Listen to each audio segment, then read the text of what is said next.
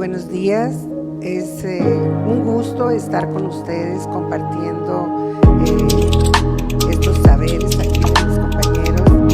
Comentarles que yo soy de formación psicóloga social comunitaria, adscrita también allá en la Universidad Autónoma Indígena de México en Mexicagüe.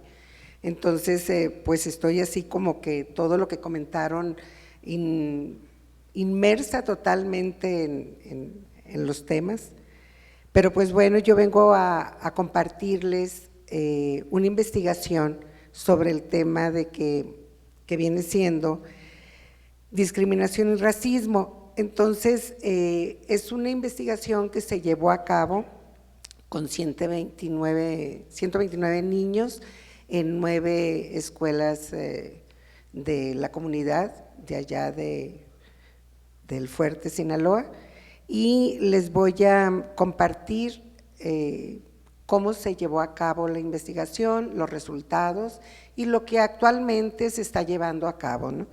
Entonces, comenzamos, como toda investigación es muy estructurada. Entonces, describe las características de los alumnos del grupo Yoreme Mayo, que a través de las prácticas pedagógicas discursivas, narrativas, son objeto de estudio de racismo y discriminación. Y como sabemos, pues el racismo y la discriminación son problemas enraizadas que se presentan muchas veces de muchas formas, causando sufrimiento, problemas, desigualdad social y política en muchas personas en el mundo, impidiendo pues el progreso, destruyendo comunidades y privando sobre todo de principios fundamentales de igualdad y de libertad. El planteamiento en la educación básica, las políticas públicas contribuyen a justificar institucionalmente manifestaciones de discriminación que institucionalizan el racismo estructural en los grupos dominantes. Las políticas públicas actuales en la educación básica no logran promover prácticas de justicia curricular orientadas a los pueblos originarios, en la medida que causan desigualdades y dificultades educativas. Bueno, esto lo mencionan estos autores en el 2018. Sí, vamos a la par con las diapositivas, espero. Y bueno, para el desarrollo de la investigación, la pregunta central: ¿cómo son las características de los alumnos del grupo Yoreme Mayo que a través de las prácticas pedagógicas discursivas y narrativas son objetos de racismo y discriminación en las escuelas? Y derivado de esta pregunta central se derivan pues 3 preguntas siguientes: ¿qué tipo de prácticas rituales discursivas se realizan en las escuelas? ¿Cómo se manejan los contenidos de los libros de texto para una educación en contra del racismo y la discriminación? ¿Y cómo se relaciona el racismo y la discriminación con la práctica de tradiciones y costumbres de esos grupos? Para justificar la investigación, el Sistema Educativo Nacional de nivel primaria del estado de Sinaloa menciona que el 70% de la población es discriminada, el 30% no lo es, son blancos y concentran la mayor riqueza según el Consejo Nacional, el CONAPRED. Pues los objetivos relacionados con las preguntas, tanto la central como las que se derivan, vienen siendo las mismas. Los supuestos de investigación en relación de qué resultados se van a obtener se relacionan también con las preguntas, con los objetivos y pues bueno, se derivan los supuestos, qué es lo que se va a encontrar o se encontró en esta investigación. Se hizo un estudio a nivel global, nacional, estatal. Aquí nada más plasmé a nivel nacional cómo es que los estudios que se han hecho referente a estos temas, y aquí menciono uno por este autor Gallardo: discriminación y racismo en el sistema educativo mexicano, claves desde las reformas educativas de la primera década del siglo XXI. Esta es una investigación de la UNAM. Hay otros autores que han trabajado lo que es racismo y escuela en México, reconociendo la tragedia para intentar la salida, diálogos sobre educación, es de Velasco y Baronet, y del doctor Guerra, elementos que velan el racismo estructural en la educación indígena e intercultural del sistema educativo sinolense. Y bueno, el marco teórico en la investigación pues es muy amplio, aquí nada más plasmo algunos referentes sobre el concepto de raza. Wade lo vincula a los criterios siguientes: color de piel, características físicas, rasgos faciales. Y la definición del racismo por Casaus y Hurtado nos mencionan que es la valoración generalizada de unas diferencias biológicas o culturales, reales o imaginarias, en provecho de un grupo y daño del otro, con el fin de justificar agresión y un sistema de dominación. El Diccionario de la Lengua Española, publicado en la Real Academia Española en el 2020, menciona dos definiciones del verbo discriminar: separar, distinguir, diferenciar una cosa de otro, dar trato de inferioridad, diferencias a una persona o colectividad por motivos reales, religiosos, políticos, de sexo, edad, condición física o mental. Continuamos en el contexto nacional. México, el racismo mexicano opera contra quienes pertenecen a una clase social desfavorecida y contra quienes tienen la piel oscura. Esto lo menciona el INEGI, citado por Bautista en el 2018, y en el contexto donde se llevó a cabo Sinaloa estatal, el racismo se mantiene como una discriminación en México contra toda persona de color moreno, principalmente derivado desde la época de la colonia. El racismo en las escuelas menciona que la sociedad mexicana está arrasada por el racismo. Es en las escuelas donde se produce el racismo por medio de los contenidos curriculares y las prácticas que en su recinto tienen cotidianamente. Esto fue algunos temas que se abordaron en todo lo que es la investigación. Y bueno, fue el enfoque cualitativo, un método etnográfico que se llevó a cabo con los métodos, técnicas o instrumentos, observación participante, fue una entrevista y se manejaron historia de mi vida y autoconciencia de selección de amigo. Aquí a continuación están pues los niños que participaron, 129 niños, y 9 escuelas de educación básica, como se muestra ahí en la diapositiva. Y vamos avanzando con los análisis de resultados, pues que es realmente lo más relevante cuando se hace una investigación, qué es lo que se encuentra, ¿no? ¿Qué hallazgos? El informe de resultados que a continuación vamos a describir se apoya en una aplicación de técnica como la entrevista con profesores del medio indígena del municipio de Ahome y se plasmó en un programa MaxCUDA para análisis de datos cualitativos.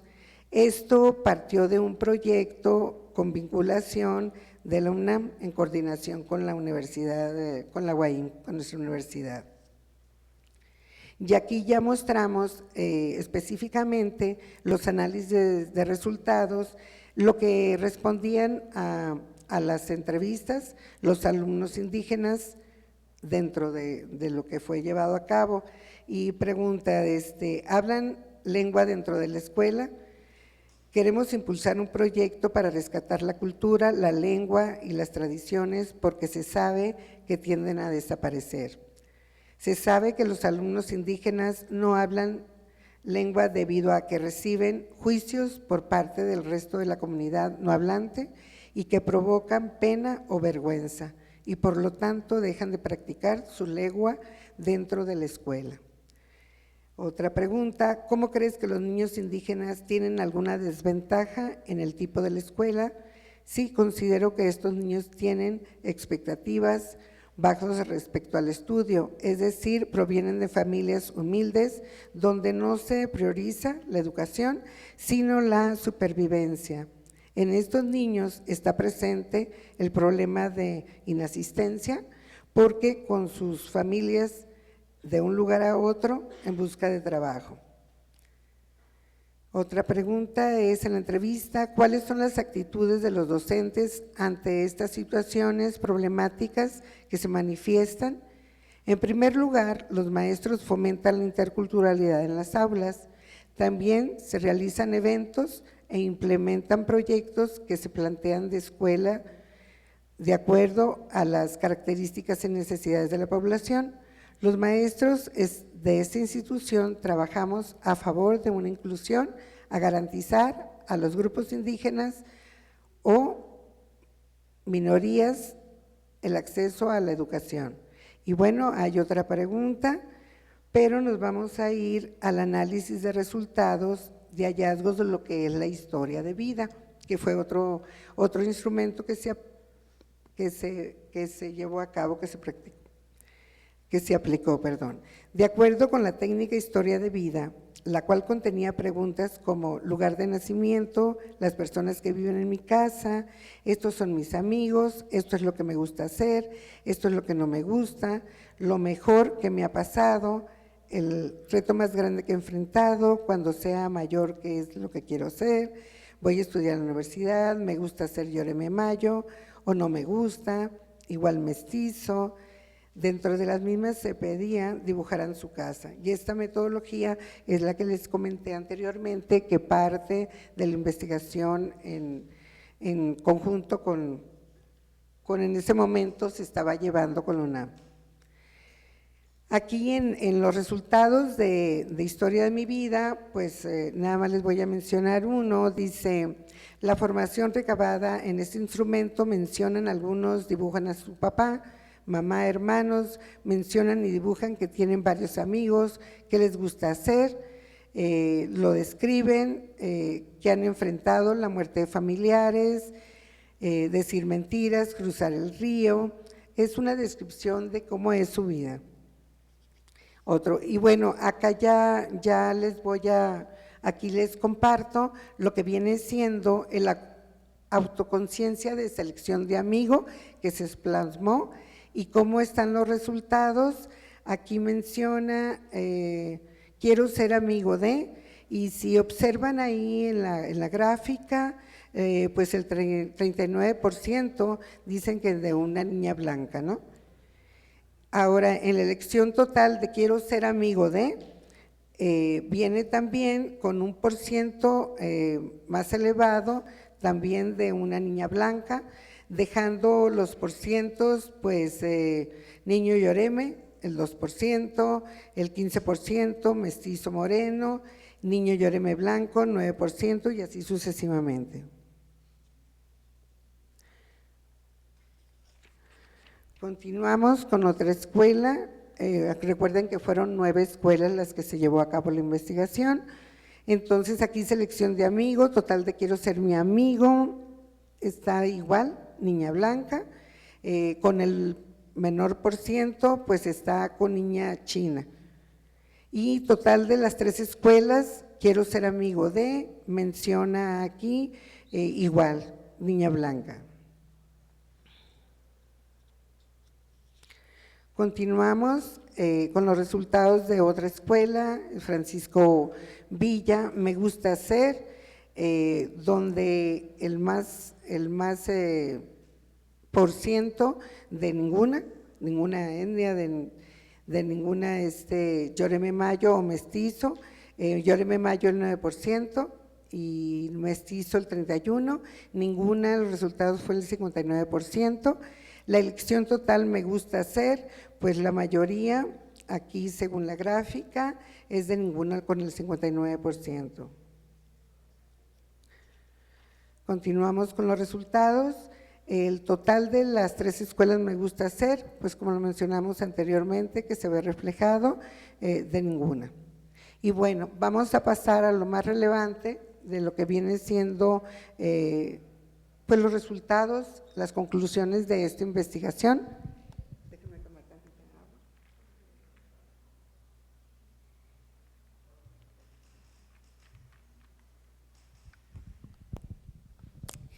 ¿Qué se encontró a partir de estos resultados? Que en este contexto devela el problema estructural del mismo en las escuelas y en la opinión de los profesores a través de las discursos y narrativas. Los alumnos expresan en los instrumentos administrados algunos rasgos referentes al tema. En la educación indígena de Sinaloa se enfrentan muchos retos. Hay una compleja diversidad cultural, hay muchos grupos étnicos. A 4 décadas de haberse formalizado la Dirección de Educación Indígena, no han querido prepararse, se malatienden 138 de las 853 comunidades con mayor ascendencia indígena, con planteles en condiciones de materiales precarios, con reducido presupuesto y docentes que en buena medida no cumplen con el perfil lingüístico cultural apropiado para enfrentar las condiciones de pobreza y desplazamiento lingüístico.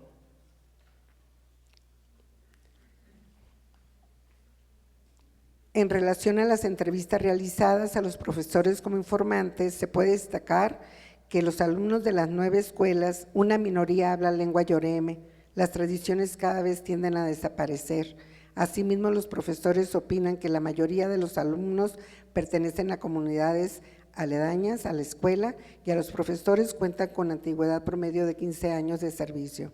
Su formación está relacionada con la educación primaria, algunos tienen especialidad en español, en historia, en normales del Estado y en la Universidad Pedagógica Nacional, hoy del Estado de Sinaloa, UPES. Los materiales que reciben en las escuelas primarias indígenas apoyan las actividades mediante en la lectura y escritura, lengua yoreme, existen prácticas de discriminación de su empleo, ya que los niños se avergüenzan de su práctica. Las escuelas en relación en su infraestructura carecen de las condiciones para el desarrollo de una educación de calidad, lo anterior con base a las observaciones de las visitas que hicimos, ¿no?, en el campo. Y bueno, aquí ya viene muy repetitivo las preguntas que se hacen y lo que en su mayoría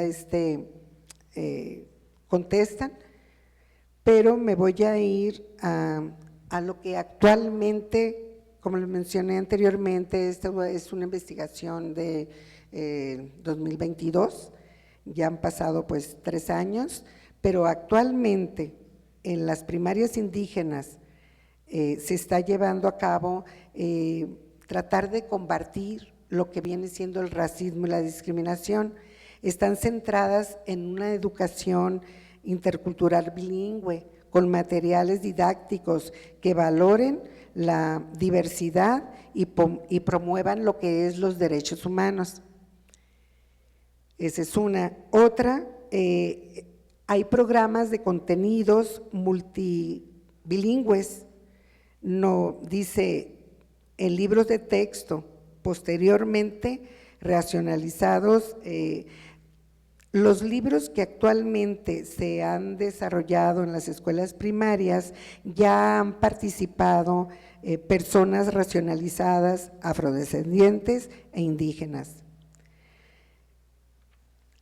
Otro que se está llevando a cabo una formación docente y con herramientas, fomentando que es la autoestima y visibilizando muchas formas de racismo y discriminación que se pasaban por alto. Esa es otra acción que se está tomando. Y la última, que me parece muy importante y muy relevante, es la colaboración que están haciendo con APRED y que está haciendo lo que viene siendo el INEPI, el Instituto Nacional de Pueblos Indígenas, colaboran para el desarrollo de implemento de políticas públicas y de proyectos, que es lo fundamental. Cuando ya haya políticas públicas, que las hay, pero que realmente se implementen y se lleve a cambio, es cuando realmente vamos a ver y lograr ese cambio que existe y que ha existido a través de la historia. De mi parte es todo, muchas gracias.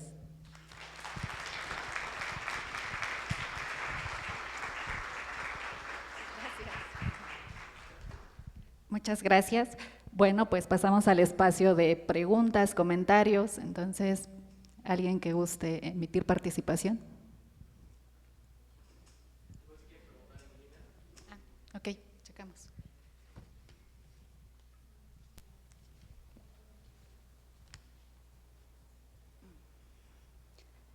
Bueno, mientras tanto, acá tenemos algunas preguntas previas, ¿no? Muy bien, bueno, esta sería para Juan Romero. En este caso, cuando usted habla sobre la temática de una universidad intercultural y la vinculación en este caso con la nueva escuela mexicana, ¿tiene algún impacto? ¿Cuál sería ese impacto, dado que ya tenemos un modelo que estaba previamente apegado a la comunidad? Entonces, sería, ¿cuál es el impacto de la nueva escuela mexicana en la universidad intercultural?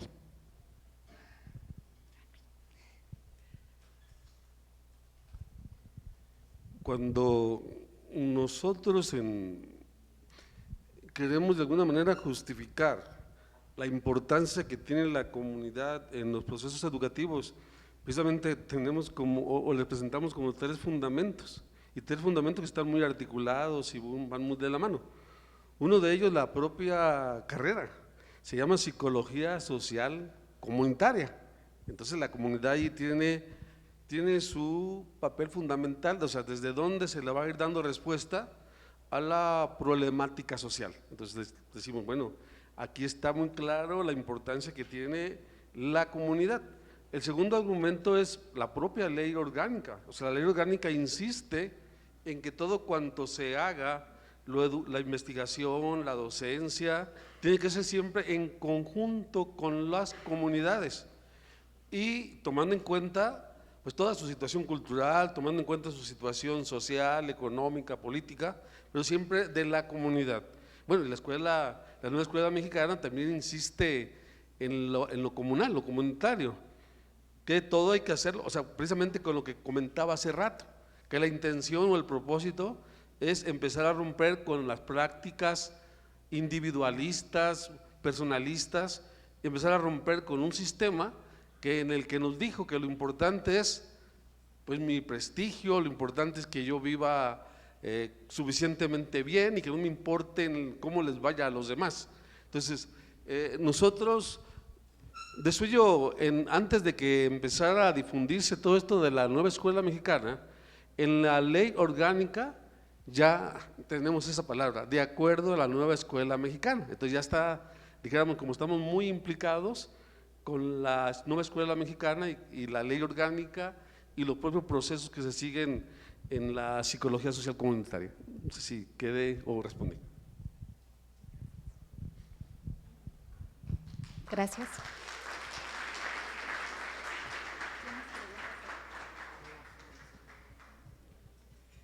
Muy bien, continuamos con la siguiente pregunta para Eric Guerrero. Cuando se hablaba sobre esta parte de la praxis comunitaria que hacían los estudiantes, se hacía mención al extractivismo. Entonces, la pregunta va enfocada a cuáles son las principales dificultades que enfrentan los estudiantes por las que no se logra una praxis comunitaria.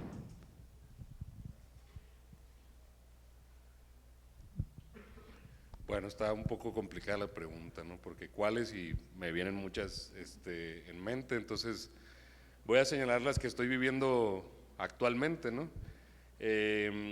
Yo participo en el eje de vinculación comunitaria, pero en la actualidad estoy en otro programa educativo, trabajando como docente de vinculación. Entonces, eso me ha permitido ver así qué tan diferente puede ser, por ejemplo, en un área de ingenierías, trabajar la vinculación comunitaria, apuntando hacia esa praxis, a un área como la psicología social comunitaria, en donde de forma disciplinar los muchachos están, ¿cómo decirlo?, desde el primer semestre muy permeados, ¿no?, con todo lo que tenga que ver con el pensamiento, la teoría, las aproximaciones metodológicas en psicología social, psicología comunitaria, psicología social comunitaria en América Latina. En cambio, los ingenieros pues están totalmente desconectados de eso, ¿sí? Entonces, ¿cómo despertar, por así decirlo, esa conciencia crítica?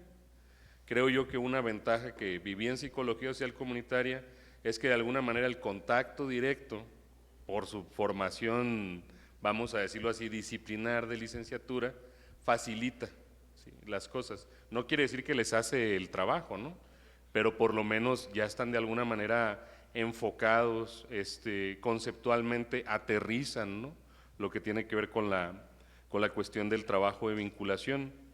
Y en la parte de la vida, ya entrando en la vida de la comunidad, pues creo que una dificultad que tienen tanto psicólogos sociales comunitarios en la UAM, como también la están teniendo ahora los ingenieros en sistema de calidad con los que estoy trabajando, es la parte de cómo se establece el contacto, ¿sí? Por ejemplo, ahorita se hablaba de hay que hacer convocatorias, hay que reunirse, hay que organizarse, hay que incentivar, promover la participación y en un formato específico, ¿no?, que facilite la toma de decisiones, ¿no?, como puede ser el contexto de una asamblea.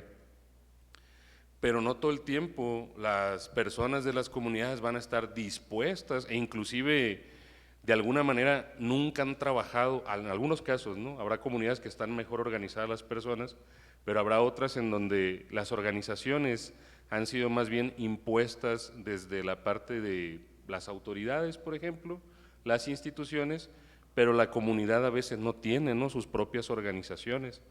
Entonces, en ese sentido, la dificultad para enmarcarla bien y no extenderme un poquito más, ha sido de cómo apuntar a un primer acercamiento que facilite, por un lado, la convivencia, el diálogo, voy a quitar la palabra diálogo, la conversación, ¿no?, con la gente. Nosotros hablamos de la conversación del patio, ¿sí?, es decir, en las comunidades muchas veces, sobre todo en la zona de impacto de la universidad ahí en Mochicahui, son comunidades en donde las familias viven en situación de cohabitación, es decir, en un mismo predio están establecidas varias familias, ¿no?, y eso presenta dinámicas muy interesantes, ¿no?, a nivel social, familiar, afectivo, etcétera.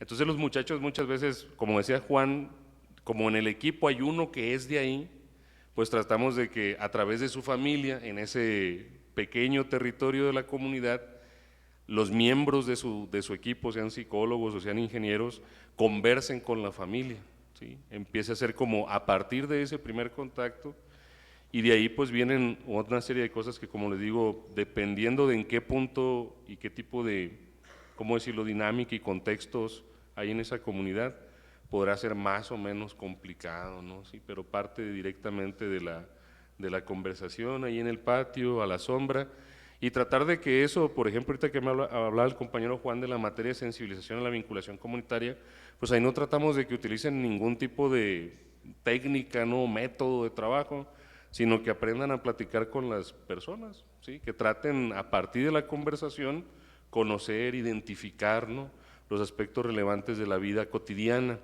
Ya después irán viendo otras capas, ¿no?, otras dimensiones, por así decirlo, pero primero eso, ¿no?, en la cotidianidad. Y finalmente la idea es que ya cuando empiezan el proceso de investigación, acción participativa, pues ya van a seguir otras directrices, ¿no?, coordenadas, como decía ahorita el profe Juan, capítulos, ¿sí? Eso es lo que podría comentar. Gracias.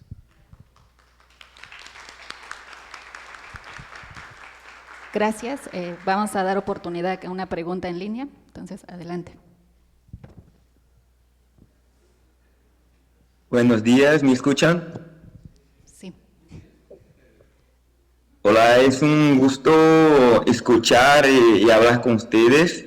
Agradezco a Daniel, María, Fernanda, todos que están en la organización de este encuentro.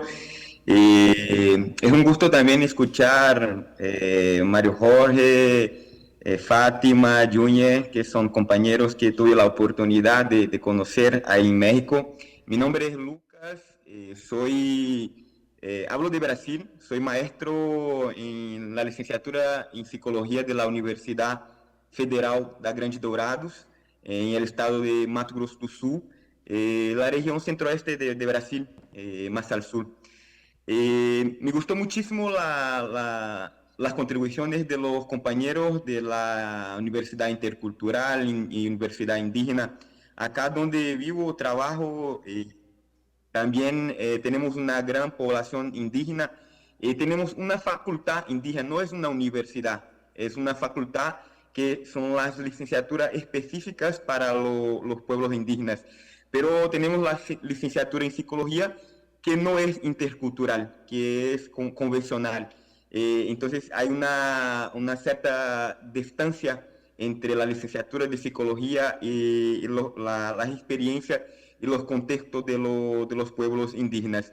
Por esta diferencia de donde estoy y de la experiencia que ustedes comparten, mi cuestión es cómo que se pasa ahí, para allá de lo que ya compartieron, de la articulación de los conocimientos de las comunidades indígenas con los conocimientos de la universidad, como que los efectos, si hay en esta interculturalidad, también una dimensión que del cambio del conocimiento de la psicología desde de los conocimientos de los pueblos originarios, de los indígenas.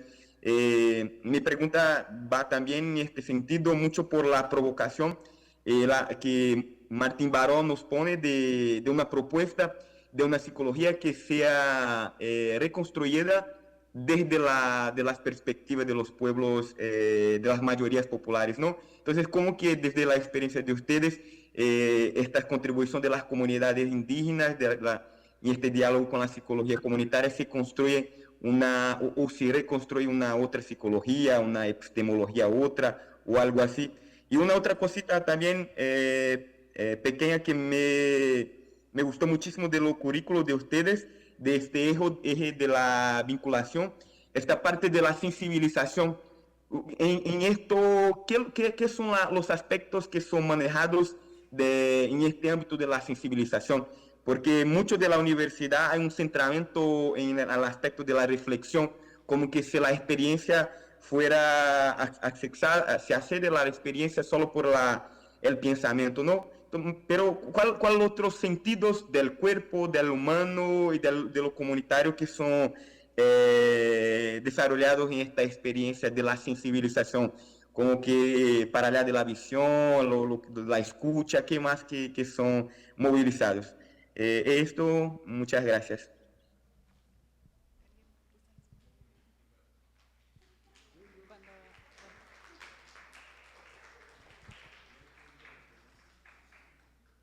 Hola, Lucas, acá Eric. Gracias por los puntos que resaltas. Yo quisiera nada más contestar sobre la última parte, de la parte de la sensibilización. Por ejemplo, algo que se hace ahorita que mencionas diferentes modalidades de la experiencia sensorial, ¿no? Sobre todo, qué se escucha, qué se mira, qué se experimenta. Entonces, por ejemplo, algo que hacemos cuando ya recorremos la comunidad, los recorridos son a pie, son caminando, y en esos recorridos, por ejemplo, a veces tenemos materiales como puede ser una libreta, para que los estudiantes lo que van viendo lo van redactando. También utilizamos, en algunas ocasiones hemos llegado a utilizar el photo voice, ¿sí? Que las propias personas de la comunidad también involucrarles en que tomen algunas capturas, imágenes, fotografías, inclusive no necesariamente en foto, ¿no? También pueden ser creaciones, vamos a decirlo así, más pictóricas, escritos, incluso dibujos, etcétera.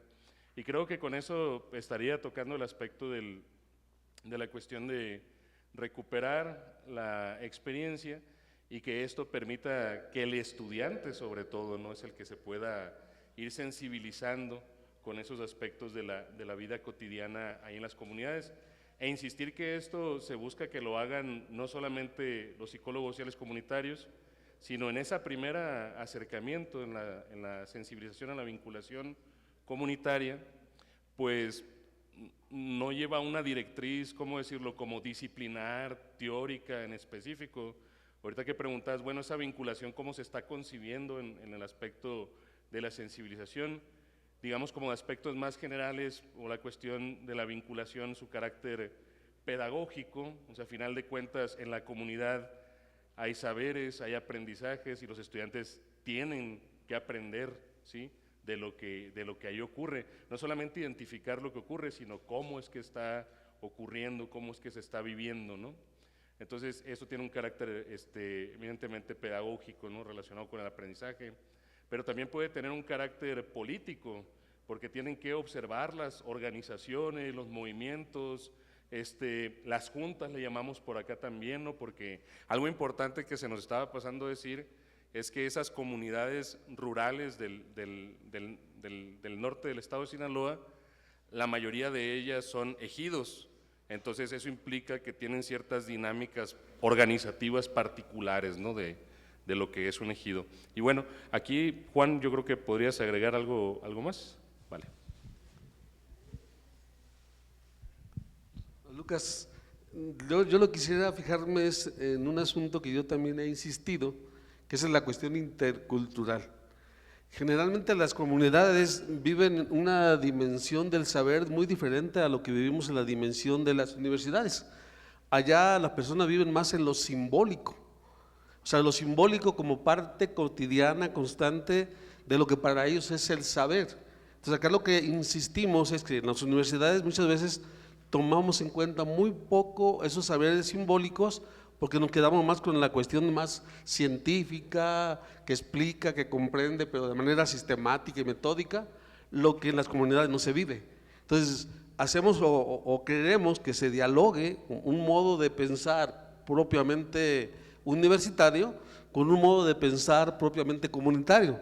Nos insistimos que es una epistemología totalmente diferente, una epistemología que nace del saber, de la historia, de la comunidad, de lo que han sufrido y de lo que han gozado, de lo que han tenido como a lo largo de su vida comunitaria, bueno, y lo que la comunidad y lo que la universidad va logrando con su reflexión en torno a las teorías más lógicas o en torno a las teorías más sistemáticas. Entonces ahí es como queremos o como le buscamos responder. De suyo, uno de los capítulos de la segunda asignatura que nosotros impartimos, que es investigación participativa, lo dedicamos totalmente a que se comprenda esa relación entre lo simbólico y lo lógico, entre lo que vive la comunidad y lo que en la universidad nosotros de alguna manera vamos aprendiendo y reflexionando. Había una tercera pregunta que no sé si también la respondimos o creo que no, ¿verdad? Porque nos mencionaste como tres aspectos de tu intervención. Uno lo que respondió Eric, otro asunto de la interculturalidad. No recuerdo exactamente la otra pregunta, no sé si nos las quieras recordar o con esto basta, ¿no? O si quieras, si respondimos a tu inquietud, ¿eh? Y muchas gracias, qué bueno que nos contactamos a través de estos medios desde Brasil, que es un país que yo he admirado mucho, más por el asunto ya un poquito lejano de las comunidades sociales de base. Yo trabajé mucho algo de eso y toda la aportación que han hecho en cuanto al pensamiento que ha hecho Brasil, desde los teólogos, desde los pedagogos, bueno, desde los sociólogos y toda la reflexión en torno a la América Latina y las comunidades como se vive. Muchas gracias, Lucas.